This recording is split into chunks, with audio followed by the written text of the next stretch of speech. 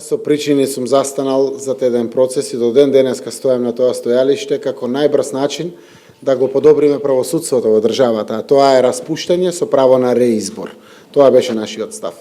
Две се причините. Со европските партнери кога разговаравме, тие побара лична одговорност, не колективна одговорност, и таа е помалку важната причина. Втората најважна причина е ресурсниот капацитет, како да се пополнат испразнетите судиски и обвинителски места ако тие заминат по процес на ветинг. Во државата има систематизирано 750 судиски места по систематизација, во моментот има 520 судии. Ако процесот прочисти уште 300, на 2 години се продуцират 19 судии и 19 обвинители. Немате начин како да ги пополните. Денеска Академијата гледате дека е во постапка на конкурс на 60.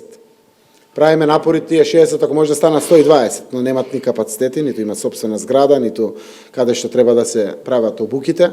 Разговараме со Европската Унија да дадеме една брза трака на сите над 5 години, стручни соработници, адвокати над 5 години, универзитетски професори, да можат на некои 2-3 месеци академија да може да го полагат испитот со така практично искуство.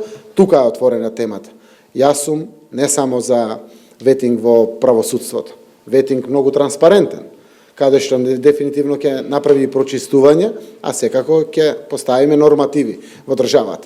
После тоа што стартува овие денови во Агенцијата за национална безбедност, и тоа е ветинг, јас сакам да погледнеме вакви можности генерално во МВР, тоа министерот Спасовски го објаснуваше, но и во сите други државни институции.